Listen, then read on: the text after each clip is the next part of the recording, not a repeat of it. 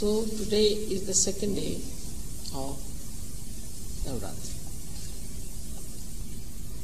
I told you yesterday that first the auspiciousness and the holiness was created through the creation of Sri Ganesha, so that this world should be filled with auspiciousness and holiness. We can see in the history that people in the olden times cared for auspiciousness and were afraid of God. They had fear for God, and they didn't challenge God at all. But gradually, the evil took over, and so this auspiciousness and holiness started getting not exhausted but sleeping on. So Ganesha started sleeping. And as Ganesha sleeps, the people are not afraid of God. They think they can do what they like. What can God do? After all, we don't see Him. They also have no gratitude for what God has done for them. They have no gratitude about the blessings of this universe, that it was created, all the beauty that God gave. Because they are ignorant, and in ignorance they forget everything.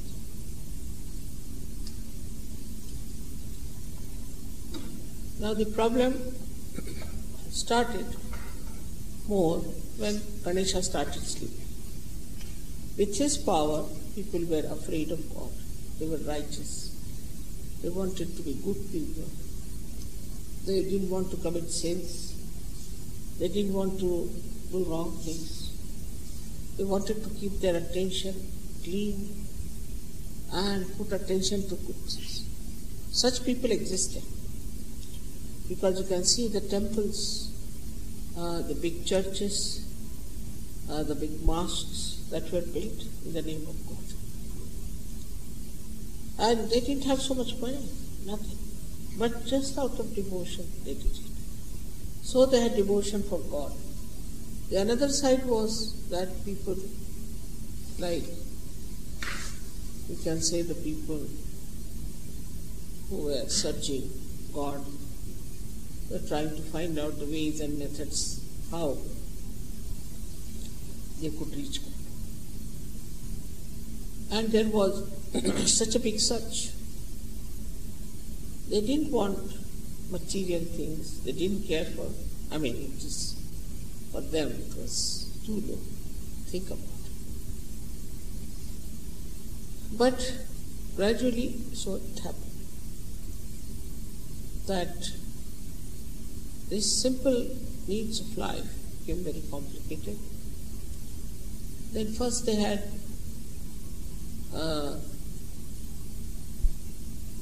started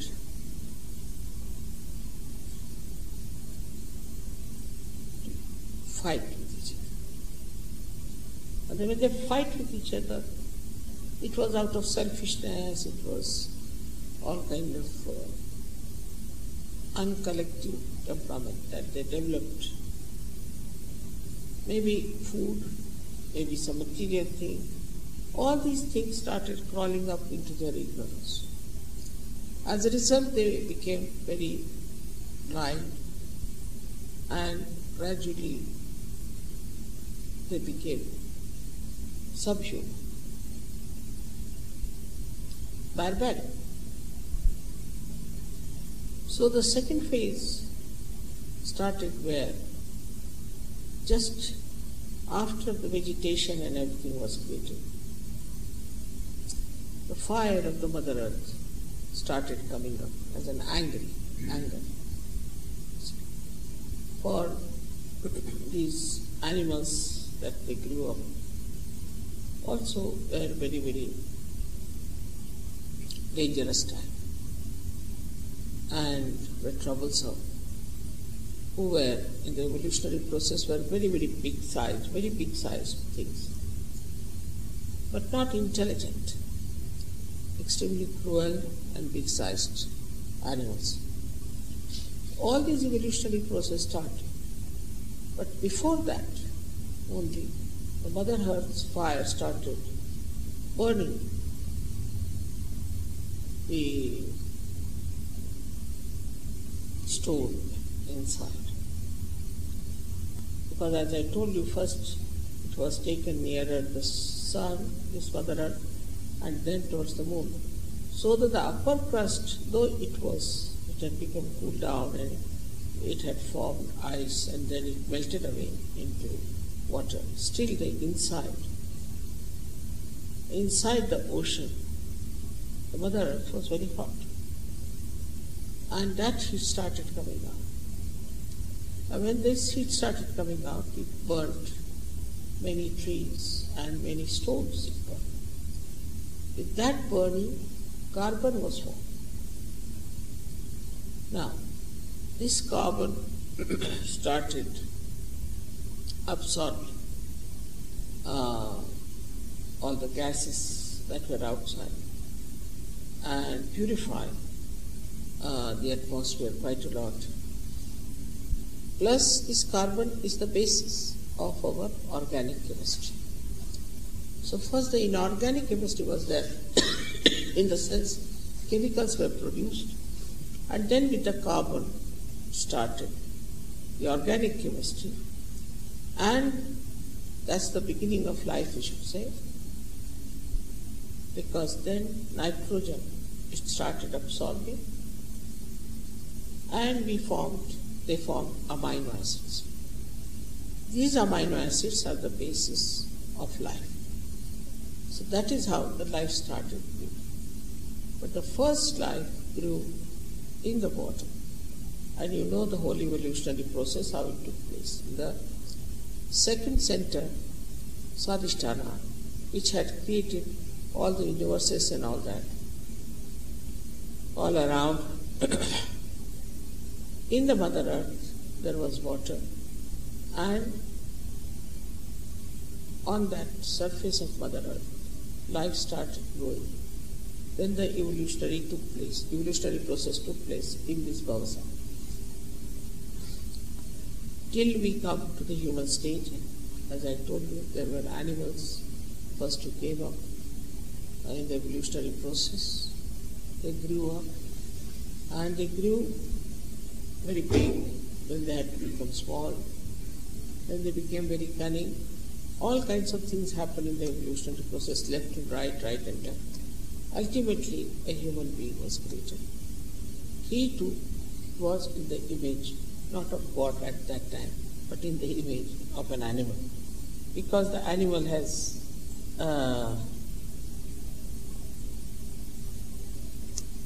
he has come from the animal stage. But God created man into the image of himself. In the sense, out of these barbaric models, we call them half man, half this thing.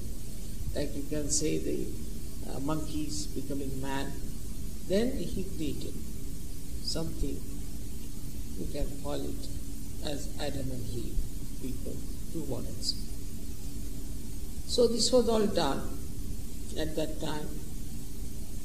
As you know that Adam and Eve are symbolic, two personalities who wanted to know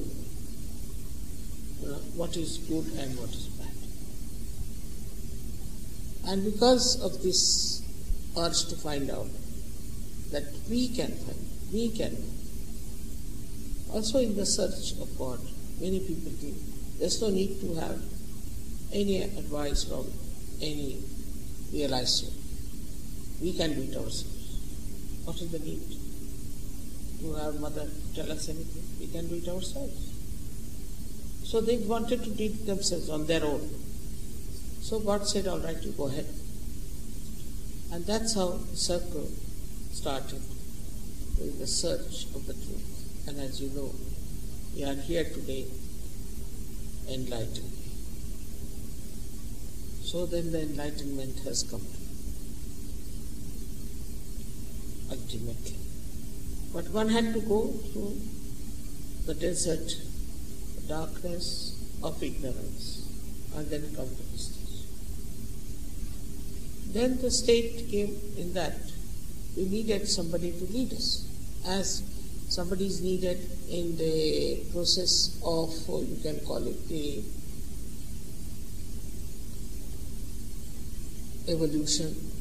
One fish came out and crawled through and became a reptile.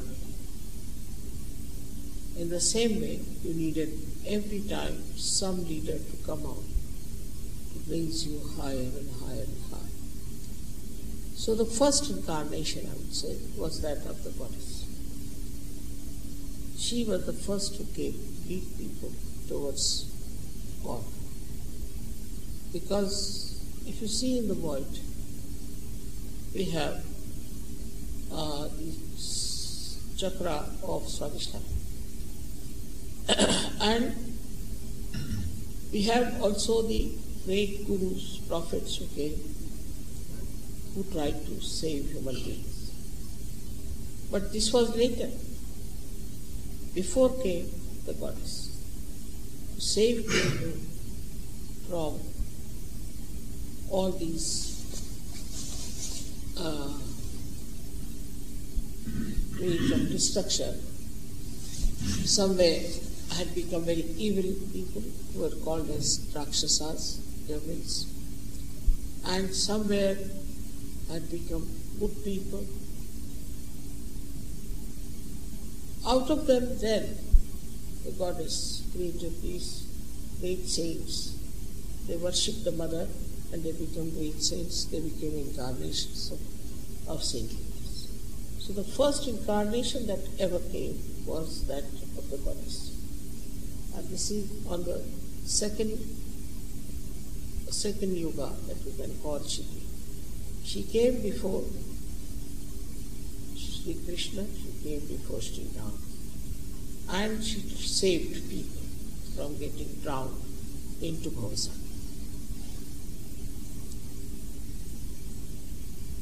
This then created great saints and sages and gurus who tried to save people. We have gurus who were very great, I should say saints and very evolved.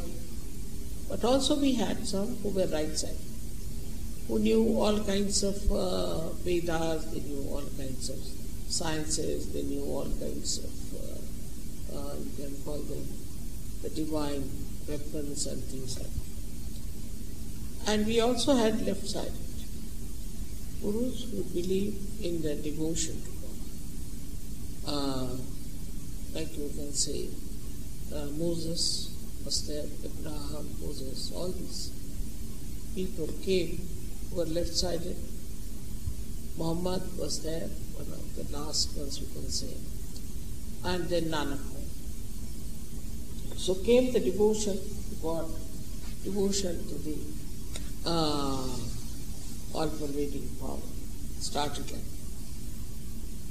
So this, at this stage, that people tried to murder these great saints, like Socrates, like, we know everybody had to suffer so much. Because nobody in the collective liked saints or goodness or righteousness. That's how we had fallen down so much at the time, as you know, in the time of Moses, what happened. And all these things like Sharia and all that has come from Moses, but the Muslims are following it. And at that time it was such a bad, decadent society that they had to use these methods of very strong punishment or banishment, you can call it, so that people were afraid not to do anything that is sinful or that is wrong. But now they are taken up by The Muslims are using that picture. They have no right. They are no saints. They are not gurus, nothing. And they cannot use this. But they started using it. But if you see our societies, some of our Western societies, have really become very decadent and are going down. So now it is for us who are enlightened people to awaken others to reality, to make them face up to see that where are they. In the name of pleasures, enjoyment, indulgences, how they are destroying themselves. We have to talk to them, we have to tell them, we have to awaken them, and that's why now we are going to protest also in Paris. The basic thing we have to understand that we have a very, very big responsibility. At the time when the goddess incarnated, she had just to save people from the cruelties of these devils. That's all. Because devils were on one side, goddess were on the other side. It was very powerful. She was killing all the devils and all the evil. But now, in modern times, it's become a very delicate one, because these devils have entered into the brains of all the sadhakas. I've seen even people who were born realized were indulging into all kinds of wrong things because of the society. So many went to horrible gurus and they have those bhoots in their heads. So it's a very intricate operation one has to perform, to take out these things. And that lingers on, and still she puts doubts in their heads and also curbs your strength to fight it. But as such of these, you have a tremendous responsibility. And you must try to clear out yourself of all these conditionings, of all these wrong ideas that the society has spread so. So on one side, the evolution went on. Now it has gone down. Decadence has started. People are just getting ruined and living with unnatural things, with materialistic things. And people are becoming extremely selfish, also deceitful, not afraid of God. Even the priests, even the churches, even the temples, even the mosque, all these people who are representing God are crooked. They are criminals. They are not afraid of. So the first thing one has to understand that if we are not afraid of God, we cannot work out. Human beings only work under two circumstances. One, either fear, either there should be fear or there should be some temptation. Otherwise nothing can work out. The fear of God is the most important thing, that we should not do anything that we displease God by anything. We have to be very, very careful on this one, because first of all we are complicated personalities. We've got these moods in our heads, we've got these ideas in our head. Like in Germany, when first I think Gregor went there and told them that you can't have licentious life anymore, now you are surrogates. So they said, of course we are surrogates, that doesn't mean we have given up our lives. You have to change. So 300 people went up from surrogate.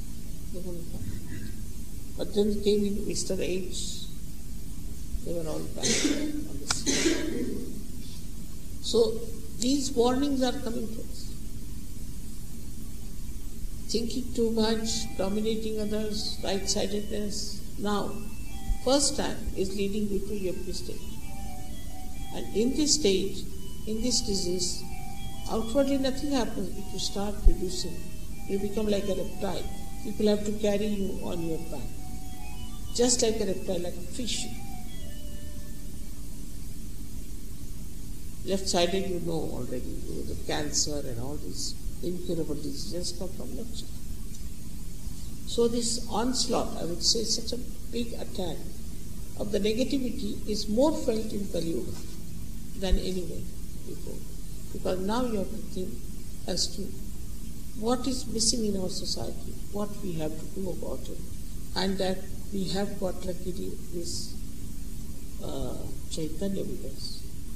How can we help our society? So we have to widen our vision and think about it. It's not this time that only the goddess has to save you from the evil. It's much more than that. She has given you powers. And these powers are to be used. Instead of that, if you are still lurking with all these old things, how can you have the powers? So one of the gurus, we should say one of the last gurus was Muhammad Sahib and then Nanak. And both of them have said one is you must surrender. Islam means surrender. You must surrender. But they don't. I've seen people don't surrender. They still stick on the things. Say I told people you must put oil. They'll not put oil. Because nobody puts oil, so they are not putting oil. Then they become bald-headed. They come to me, mother, we lost all of it. You put on oil. I've told you to put on oil. Why don't you put on oil? They won't, just won't do. Because the rest of the people don't put on oil, you should not. You are not there. You are different. Try to understand. You are not the other people. You are the leaders. And you shouldn't follow them. They should follow you.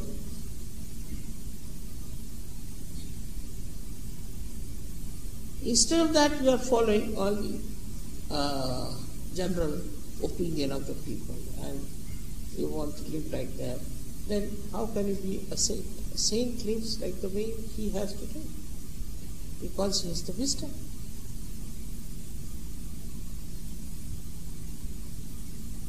And that is what you have to understand, that all these ideas have gone into our head and it's a very delicate operation for you. Even to tell you something, if I tell something to the ladies, they'll start crying. If I tell something to men, they'll leave surgery. As if they are obliging me. It's wrong. What you have to do is that God has chosen you to be the leaders of the people. To be the leaders. Do you know you are going to be the leaders? And then how a leader should be? Should be a model. And that's why in the Islam or in Nanaka's space is complete surrender. What you surrender is nothing but this ego, this conditioning, this nonsensical ideas. And that you have to surrender. That's very important and surprising how Muhammad Sahib has surrendered, that Islam is to surrender. Must be the reason he must be knowing that now ego is going to overpower the left side.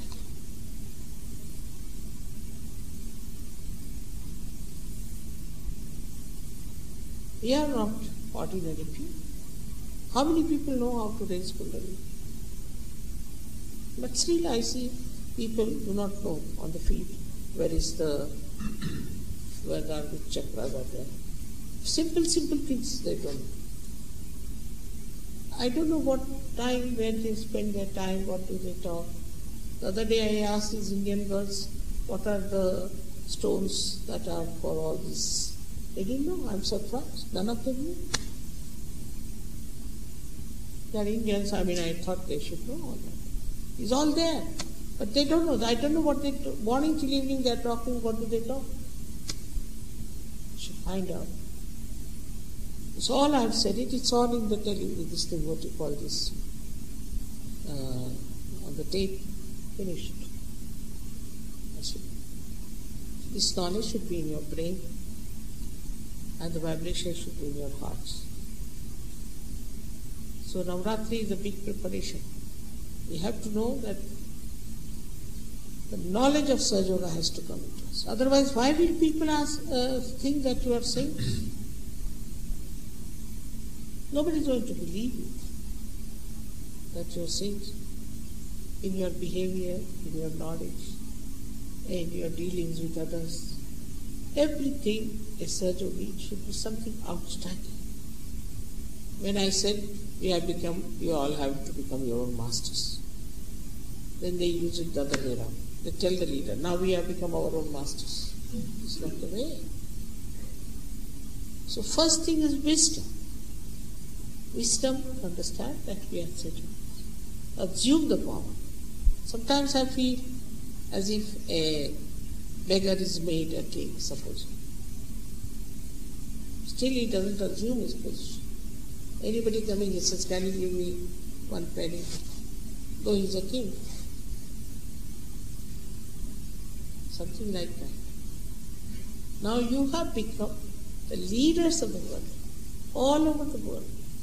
And this is something to be assumed and felt. It's not ego, it's reality. Because once you know that it is reality, you immediately change yourself. Immediately you will think that, now what are we doing? How much do we know? We have the leaders, the responsibility is ours. If that is understood, you will be surprised that nothing is needed to work out your cleansing. Just automatically it will work. That's my blessings to you. Absolutely. But you must feel that I have to be all right. You have to feel. The situation becomes helpless for me sometimes. If I tell something to somebody, they start crying. Or they run away from surgery. So what am I to do? Should I leave you at the same stage as it is? Now to save you from evil is not the same as to fight Mahishasura or Narakasura, not that. Because Narakasura has also gone to your head and Mahishasura has also gone to your head. So the only thing one has to do is to understand there is this one in me. I'll ask that to get out. Once you work it out that way, you are doing Navaratri itself. You have got powers, you have knowledge, you know, you can feel it. Just take out all these conditions. We are something different. We are not ordinary people.